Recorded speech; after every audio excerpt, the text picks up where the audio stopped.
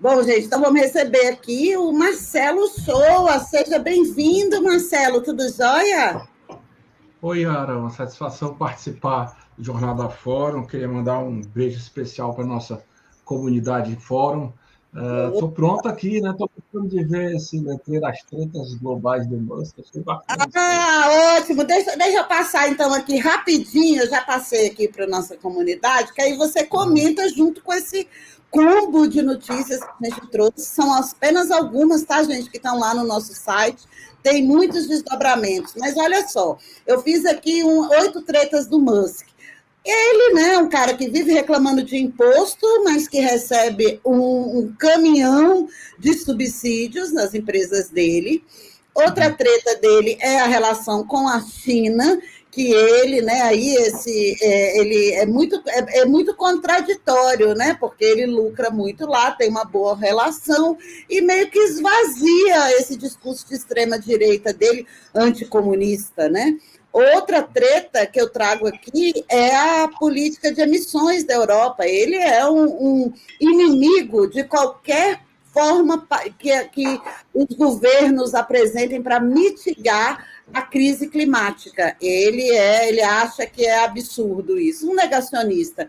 Ele também tem uma série de polêmicas da maneira como ele lida com as empresas dele. Ele, inclusive, já teve muita dor de cabeça com a Comissão de Valores Mobiliários dos Estados Unidos, que cuida do mundo dos rentistas, né? Porque ele vive usando o Twitter como uma plataforma aí para poder fazer política. Outra treta dele, a número 5, diz respeito à regulamentação de criptomoedas, esse problemão, né, para os estados nacionais, e que ele, como esse defensor da liberdade de expressão, na verdade, de extorsão e de agressão, ele vive aí, acha que é um absurdo regulamentar essas moedas não fiduciárias. Outra treta que também que atinge a gente diretamente é essa lorota de liberdade de expressão no Twitter, que, na verdade, ele prega a liberdade de agressão, discurso de ódio, e que culmina com coisas no nosso mundo físico também, né? No analógico. Aí a gente tem aqui, relembrando as tretas dele como um negacionista, não só das mudanças climáticas, mas também da pandemia. Ele foi contra a história do fica em casa. Ele bateu de frente com o governo da Califórnia, chegando a ameaçar mudar a sede da Tesla para o Texas. E, por último, esses debates sobre inteligência artificial, no mesmo combo de que ele acha que o mundo é terra de ninguém, né? Então, ele não quer nenhuma regulamentação sobre inteligência artificial. Mas, Marcelo, eu queria que você falasse, você é advogado, né? Falasse um pouco sobre o caráter na justiça dessa saída do Twitter. O que significa isso? O que muda para o usuário brasileiro dessa plataforma, Marcelo? Yara, assim, juridicamente, ele desativando a base do Twitter aqui no Brasil, ele tenta fazer com que o Brasil não tenha jurisdição para cobrar da empresa dele aquilo que é cobrado, né? Não só do ponto de vista do cumprimento das decisões de desativação de perfis, mas também das multas, do pagamento dessas multas em cascatas que ele vai acumulando exatamente por não desativar os perfis de fake news. Para o usuário, resta aquele receio, né, de realmente vir uma decisão mais firme no sentido de banir o Twitter do país, porque, na verdade, Yara, eu acho que a gente também, e aí eu falo como público progressista, como acho que a maioria da audiência aqui da Fórum tem conta no Twitter. Eu acho que é a rede que a gente mais aciona, ou tweetando, ou recortando e printando e colocando nas outras. Resta um temor realmente de você, depois de tanto tempo, de conseguir ter um número X de seguidores, de conseguir ampliar a sua voz, isso aí ser de uma vez por outra, vai ser de uma vez abruptamente cancelado. Agora, o problema é que o Twitter, né, não pode ficar descumprindo a legislação nacional, né? O Twitter é uma plataforma que tem que se condicionar aos critérios que a lei brasileira estabelece para o seu funcionamento. Então, aqui no Brasil, você difundir discurso de ódio, você difundir fake news, você difundir ataque à democracia, você difundir negacionismo contra a vacina, essas coisas que você falou, isto aí é passível de uma criminalização. Então, a plataforma ela tem que ser responsável por isso. O que acontece é que o Twitter não só não quer ter responsabilidade com isso, como agora o Elon Musk, diretamente, ele mesmo, ele toma um lado, né, de ação pela direita, né, de dar engajamento aos perfis de direita. Você pode perceber no seu próprio Twitter que o seu engajamento não só diminuiu, como você está recebendo mais ofensas, né? Então, assim, de dar engajamento para a direita, não dá para a esquerda, e ele entrou naquela de ele mesmo diretamente desacreditar a justiça brasileira, fazer meme com o ministro da alta corte. Então, assim, o Elon Musk, Yara, porque ele tem dinheiro, né, e porque ele se acha que, como se diz aqui no Ceará, a última cocada preta do pedaço, né, ele pode se achar, mas nós não somos obrigados a achar isso bonito, né? E nem somos obrigados a tolerar esse tipo de comportamento desse camarada que é um gigolô do capital. Vamos lá. Vamos esclarecer o que é o Elon Musk. O Elon Musk é um gigolô do capital. Ele faz qualquer coisa pelo interesse financeiro dele. Ele já disse que daria um golpe da Bolívia.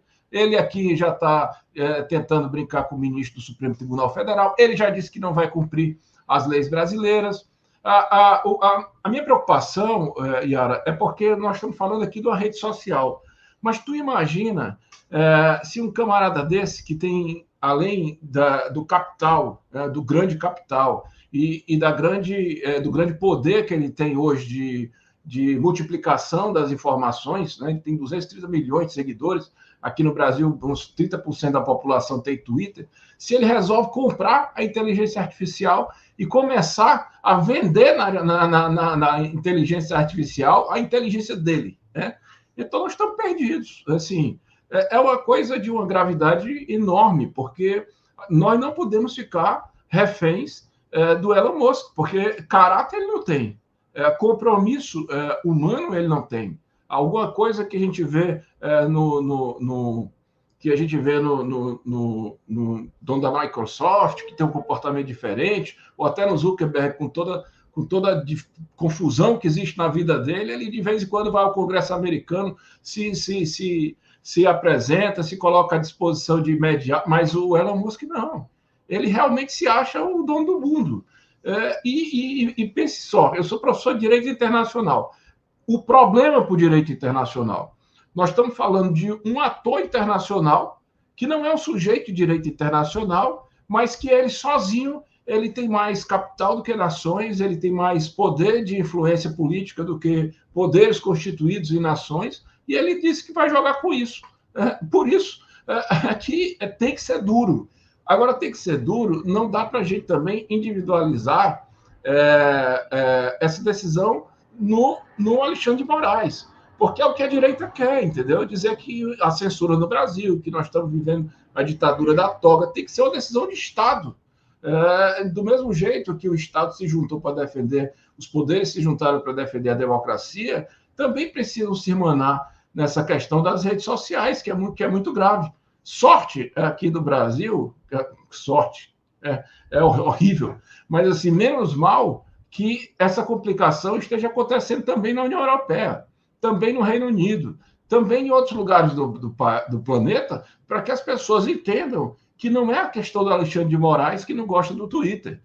É um cidadão que quer delinquir, essa que é a verdade, e acha que pode, só porque tem dinheiro. Mas não funciona assim, Yara. Não é para funcionar dessa maneira. Então, assim, nós nos preparemos, nos engajemos em outra rede, porque se o Twitter cair, não é para ter saudade, é para dar graças a Deus. Porque se for realmente para tomar conta das informações e manipular as pessoas, e divulgar o ódio e eleger os candidatos que eles querem, aí é melhor que desapareça mesmo. Eu li hoje que aí em São Paulo já tem candidatos que não querem participar de debate com aquele outro gigolô de mercado, que daí, porque o cara faz a audiência do debate é pequena. Aí depois o cara faz um recorte de 20 segundos e tem milhões de visualizações. Não tem que participar de debate mesmo, não. É uma situação difícil, sabe? E por direito é mais difícil ainda, porque o fato social está lá na frente e o direito vai atrás, tentando encontrar uma forma de rebater, e a velocidade não encontra, né? A minha preocupação com a inteligência artificial é porque essa semana, meu pai é militante também, está completando 80 anos no final do ano, e aí ele está preparando uma biografia. Nós vamos fazer aqui uma festa legal dos movimentos sociais aqui no Ceará, e aí o cara, ele me passou assim: olha, Marcelo, o que o editor estava me entrevistando e me passou da inteligência artificial. Eu não sabia, Yara, eu te juro por Deus. O livro está sendo feito pela conta editorial e o Salvo estava entrevistando. Ele colocou uma frase assim, uma pergunta: a importância de não ser o show para a luta dos mutuários do sistema financeiro habitacional. Cara, veio um negócio assim, desse tamanho, escrito, correto. Imagina se o Elon Musk resolve comprar a inteligência artificial, né? Então, assim, o problema não é a inteligência artificial, o problema é o que um cara assim pode fazer com a inteligência artificial na mão. É grave, é muito grave, é muito grave. Mas é bom que seja no mundo todo, porque tira essa história de que é uma coisa do Alexandre de Moraes, porque a Folha já comprou essa narrativa, né? E as pessoas vão reproduzindo, e não tem nada a ver. Essa que é a verdade. Marcelo, queria que você desse uma olhada aqui, que é muito curioso, né? A gente discutindo a permanência ou não do Twitter, do X no Brasil, mas é no X que os brasileiros também fazem muita piada.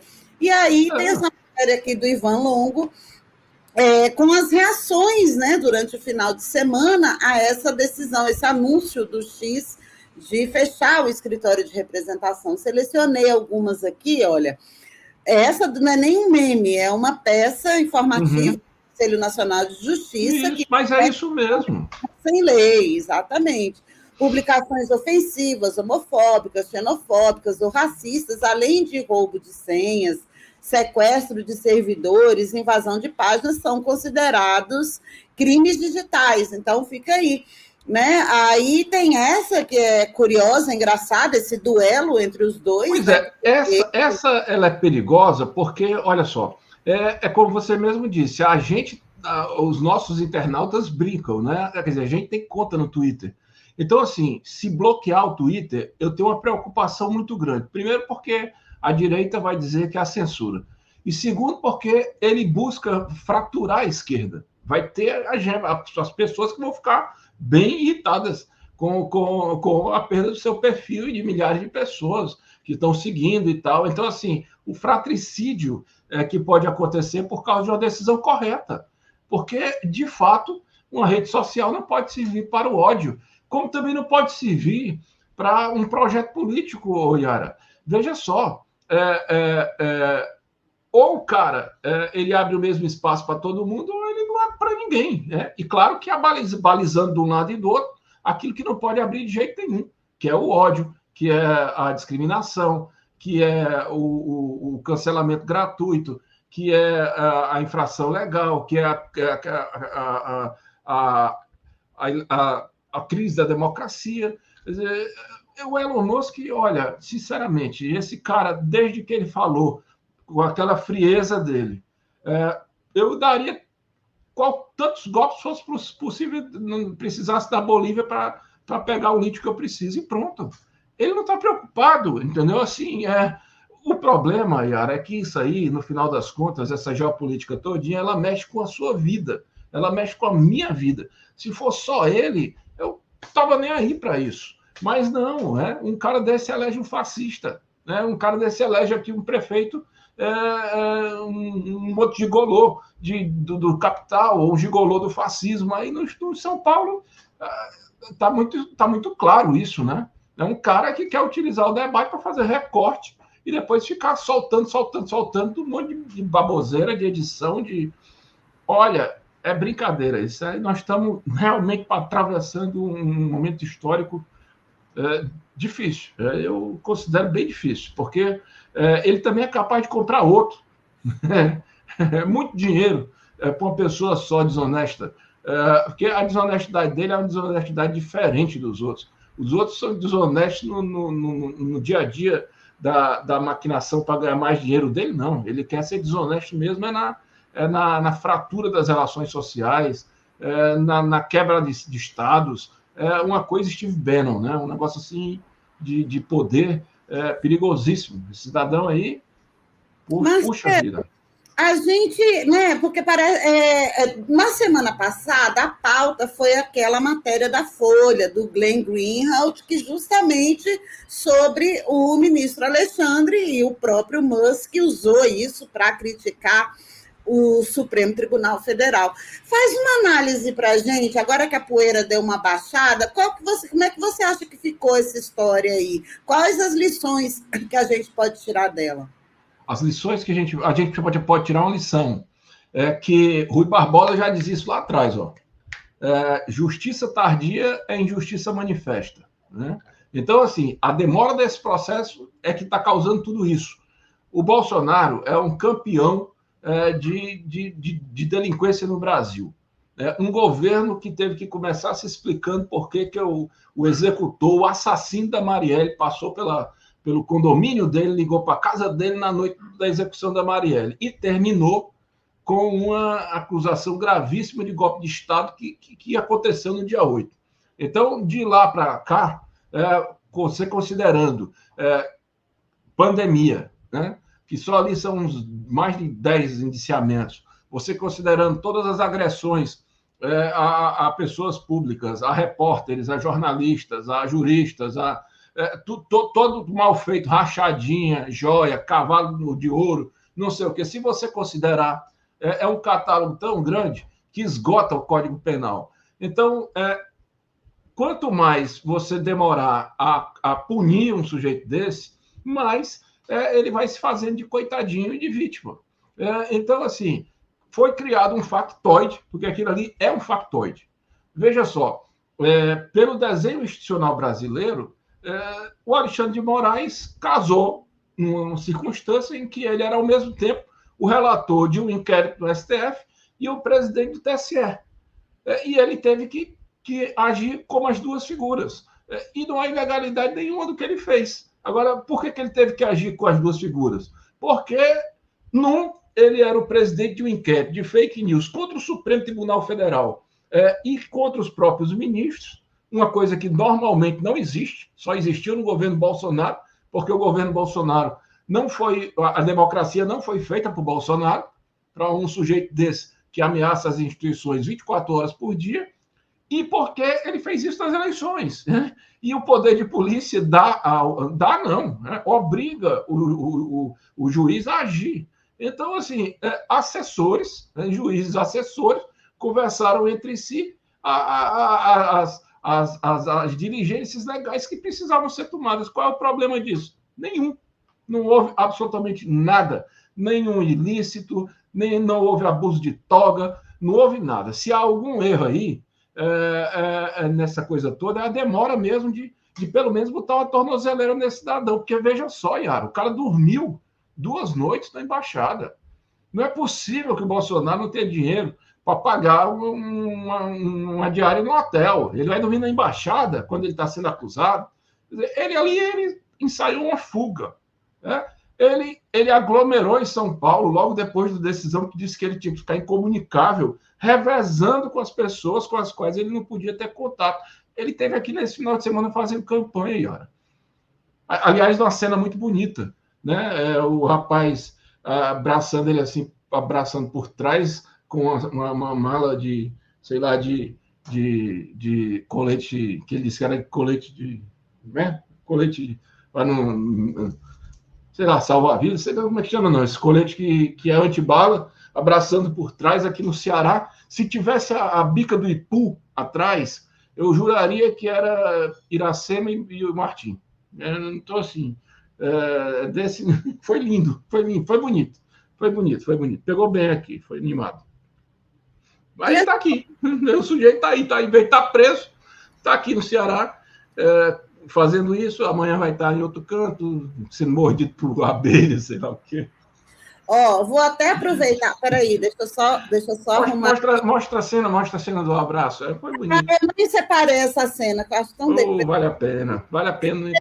qualquer foto, qualquer imagem daquele o inelegível. Mas tem essa matéria que eu queria que você comentasse. É uma matéria do Plínio Teodoro, falando agora das movimentações do Tarcísio, justamente para segurar a onda do senhor Bolsonaro, para ele não atacar o Alexandre de Moraes. Deixa eu trazer aqui mais detalhes dessa matéria do nosso Plínio Teodoro. Depois de fazer um acordo para reduzir a pressão sobre Alexandre de Moraes, que resultou na colocação de um aliado do ministro do Supremo Tribunal Federal na PGR do Estado de São Paulo, o governador Tarcísio Freitas vai entrar novamente em campo para tentar conter o novo chilique de Jair Bolsonaro.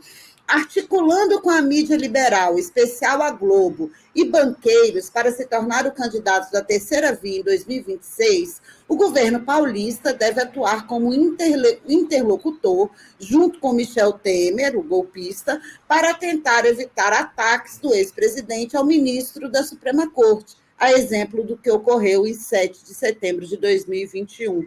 Aí teve até uma expressão, né? O bolsonarista moderado, né? O que você acha aí dessa articulação? Não. O Alexandre de Moraes não é mais tolo. Assim, se um dia ele foi inocente politicamente, a ponto de acreditar na moderação dessa turma, hoje ele sabe muito bem que não há moderação. O Tarcísio não é moderado. O Tarcísio ele quer implantar as escolas cívico-militares, o Tarcísio ele quer porque quer privatizar tudo que tem na frente dele, o Tarcísio levanta a bandeira do Bolsonaro no estado dele, e nessa altura do campeonato, o que o Tarcísio tem que explicar é por que a matéria contra o Alexandre de Moraes saiu foi da Folha de São Paulo, do estado de São Paulo, onde ele governa. Porque eu não duvido que haja aí sim, um conluio no sentido de desacreditar a própria figura do Alexandre de Moraes. Eu acho que ele não vai dar essa canja para o Bolsonaro e nem para o Tarcísio, e nem deve dar para ninguém.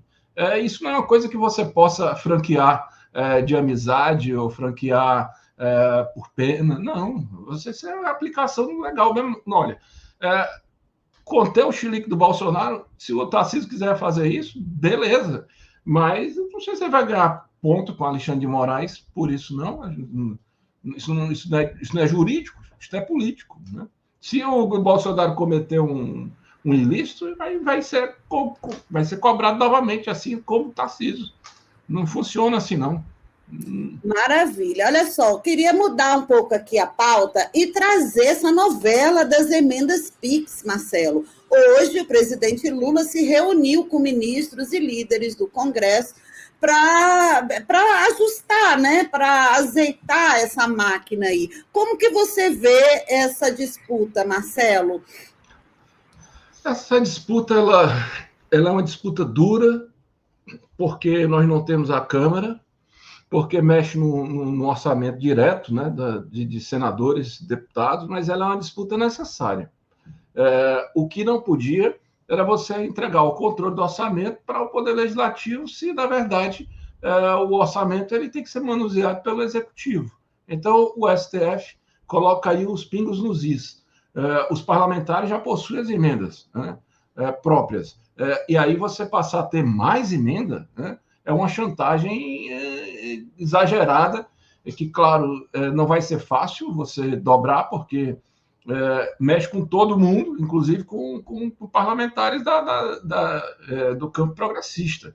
Mas o campo progressista está muito junto para entender que isso precisa ser resolvido, porque o Brasil precisa que o orçamento esteja na mão do executivo, para o executivo empregar de forma correta nos programas sociais que possam ser empregados, e não ser fatiado, retalhado, recortado em inúmeras bandas e entregues aí de qualquer maneira, sem transparência, sem a obrigação de demonstrar o que é que está pagando, qual é o projeto, se vai ter retorno, se não, porque está acontecendo desse jeito, né, Yara? Agora, é um problema grave, mas ainda bem que a gente tem um presidente como o Lula, que é um camarada que consegue, de alguma maneira, não sei como, ele construiu isso na vida dessa capacidade de botar as pessoas na mesa, conversar e chegar a um consenso. Ele vai desenrolar isso. E muito bom que o STF tenha tomado a decisão, porque são dois poderes, né? Marcelo, outro assunto que eu queria ouvir a sua opinião é esse daqui. O ministro da Justiça, Ricardo Lewandowski, ele finalmente desligou um policial rodoviário federal que deu aula de tortura. Deixa eu só trazer o contexto aqui para você comentar. Uma matéria do Julinho Bittencourt. O nome desse cidadão é Ronaldo Braga Bandeira Júnior, policial rodoviário federal, que viralizou ao ensinar técnicas de tortura em 2022, em cursinho destinado a pessoas que querem ingressar nas forças de segurança. Esse cidadão finalmente foi demitido pelo ministro da Justiça e Segurança Pública.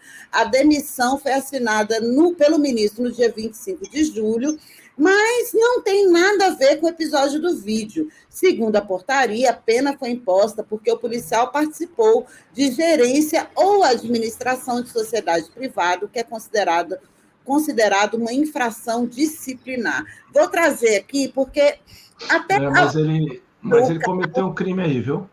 Isso, e houve um caso lá aí no Ceará, né, Marcelo, que chocou a gente, e parece que aí tem aquela frase que você citou, né? Quando eu perguntei para você sobre o embate entre o Alexandre de Moraes e essa história do Glenn Greenwald, né? Esse factoide da Folha. E eu acho que aqui ela se aplica também, né? Muito, é um absurdo, mas não me surpreende, Marcelo, porque a gente viu durante a votação do impeachment contra a presidenta Dilma lá na Câmara dos Deputados, o inelegível saudar um torturador, né? O que você acha aí dessa decisão, Marcelo? Bom, a tortura é um crime hediondo, né? Então ele também a tortura ele não vai prescrever nunca. Dos crimes mais graves, né? A nível internacional, ela está enquadrada como crime contra a humanidade. É uma prática desprezível, e alguém que comete precisa ser imediatamente punido com o rigor da lei, né? Porque até pela Convenção de Genebra, ainda mais um militar sabe que a tortura ele precisa, sabe que não pode para ele se defender. Esse cara, né, esse camarada aí, ele não foi o que fez o crime, né, de sufocar as pessoas com cano de escapação dentro do carro, de matar. Mas ele ensinou, né? Então, você ensinar a torturar também é uma incitação ao crime. A pena disciplinar dele não impede que ele tenha que responder criminalmente pelo que ele fez. Agora, sim, é chocante você saber que dentro das estruturas policiais deste país existem pessoas que acham isso normal, né? Que é uma coisa que tem muito a ver, Yara, com a nossa justiça de transição fracassada, de terminar a ditadura, de conseguir, evidentemente, em 79, entregar a liberdade para quem estava sendo perseguido, mas, ao mesmo tempo, através de um acordão, facilitar uma interpretação que garantia a impunidade de todos os verdugos da ditadura. Aí eles normalizaram, né?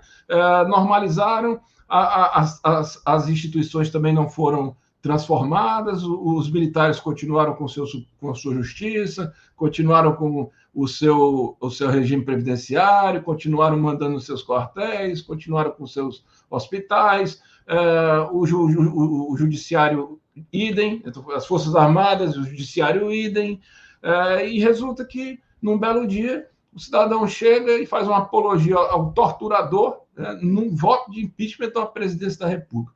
Se o Bolsonaro, se esse cidadão, não vou falar o nome dele não, também inominável, tivesse sido algemado naquela sessão e sido levado para a prisão porque ele cometeu um crime, né, esse país não teria passado por nada disso.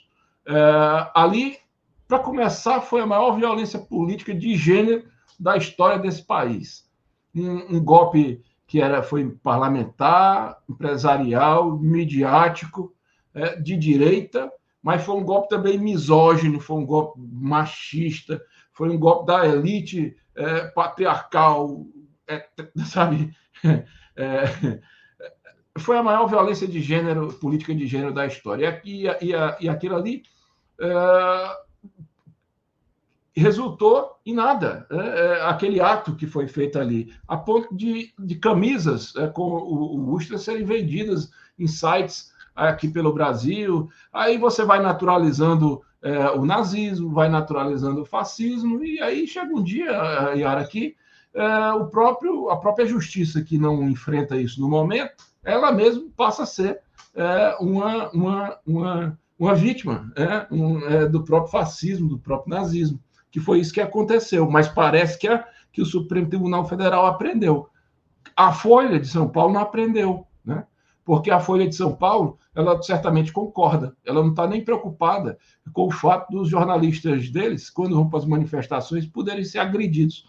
Porque aqui no Ceará, cobrir manifestação desse pessoal é um risco para o jornalismo. E daqui a pouco tem que receber adicional de risco, porque está ficando uma atividade de risco, perigosa, você ser defensor de direitos humanos no Brasil. Então, é péssimo essa banalização. Eu faço parte da comissão da anistia, sabe? E tenho lidado muito com esse tema. E vejo que, infelizmente, a nossa justiça de transição fracassou. Agora, não significa que a gente não possa melhorar, né? Se a gente tomar uma atitude de tirar o nome de todos os militares aí dos logradouros públicos. Essa semana, o Instituto Federal do Ceará tirou o nome do auditório, que era Castelo Branco, né? Mas a Justiça Federal do Ceará continua se chamando Fórum Presidente Castelo Branco, né? Eu fui dar uma palestra na Associação Comunitária do Pirambu aqui, e fui pela Avenida Costa e Silva. Então a gente tem que acabar com isso, né? E a Comissão Especial de Mortos e Desaparecidos Políticos será reinstalada no dia 30, ela tem que ter força para funcionar direito. Então, a gente não vai resolver os problemas, mas a gente pode melhorar a nossa transição se a gente, pelo menos, contar de fato que a ditadura aconteceu e ela foi criminosa, né? E ela foi criminosa não foi só com as pessoas que ela perseguiu, não. Ela foi criminosa com o Estado como um todo, porque ela atacou a democracia, ela roubou tanto que ela roubou até o direito de voto das pessoas, e ela arrasou economicamente o país. Sem falar que ela impediu o país de ter sido governado por uma geração de pessoas extraordinárias que chegariam naturalmente ao governo. Você imagina aí, um Brizola, um Darcy Ribeiro, um Paulo Freire, essa geração aí, o Celso Furtado, que é a geração das pessoas que foram atacadas diretamente pela ditadura.